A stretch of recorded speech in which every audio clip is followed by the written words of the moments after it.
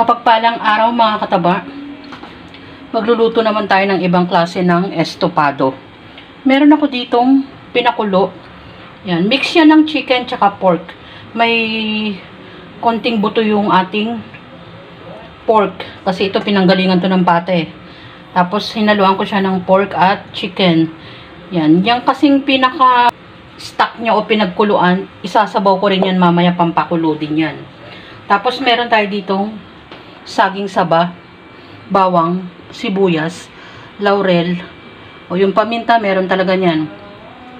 Tapos dito meron tayong lemon juice, no? Lemon to, nilagyan ko lang ng konting sugar. Tapos yan, fried muna natin ang ating saging saba. Hindi naman kasi masyadong marami to, kaya dalawang malaking saging saba lang yung nilagay ko.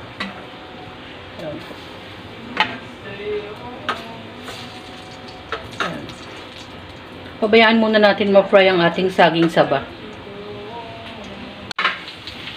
After natin ma-fry yung ating saging saba, yan, pinag-light brown ko lang yung ating karne. Lagay na natin ang ating bawang sibuyas. Pabayaan natin siya dyan mag-relax. Napagod siya dyan sa pagpapakulo, pagpiprito, kaya kailangan niya magpahinga. Diba? Yan, nilagay ko na yung ating bawang sibuyas. Mamaya natin yan halu-haluin. Tanggalin natin yung kalat. Tapos bayaan muna natin siya dyan mag light brown naman ng kaunti. Lalagay ko na itong ating laurel, paminta. Nangangalay ka na ba?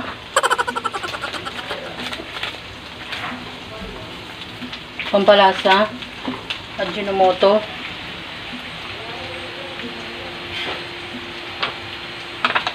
toyo,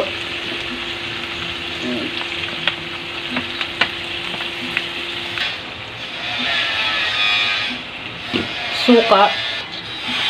Pagkalagay natin ng suka, ayan, nilagay ko na yung ating pinagkuluan kasi papalambutin pa natin siya. Naririnig nyo may ginagawa, busy day ngayon. Dahil ang ating neighborhood, magkakalapit lang kami. Pabayaan natin kumulo. Mamaya na yung ating lemon juice. Yan, pag nagre-reduce na yung ating liquid, maglagay na tayo ng sugar. Tapos pwede na natin ilagay yung ating saging saba.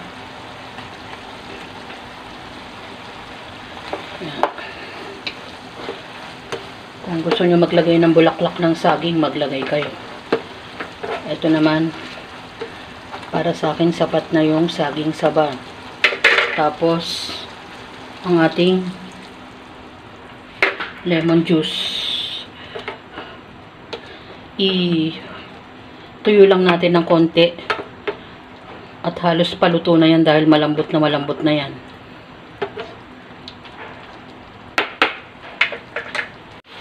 Halos nag-reduce na yung kanyang liquid. Yan. Sarap na. Tikman na natin. Gusto mo rin tumikim? Yung totoo. Wari ka pa. Masarap na. Mahina ang boses niya. Yan, luto na yan. Konting na lang, mga 1 minute. Nagluto naman tayo ng estopado. Mix to ng pork at chicken. Fry muna natin ang ating saging saba. Yung ating pinagkuluan, yun ang ating ipinangsabaw hanggang sa matuyo. At yung mga pampalasa naman, naglagay ako ng lemon juice. Marami tayong way ng ating estopado. Masarap na naman ang ating recipe. Mas malasa kasi mga kataba pag merong medyo manamis-namis. At yung may kick, katulad ng sili, hindi ko na inilagay gawa ng aking isang anak, gawa ng spicy.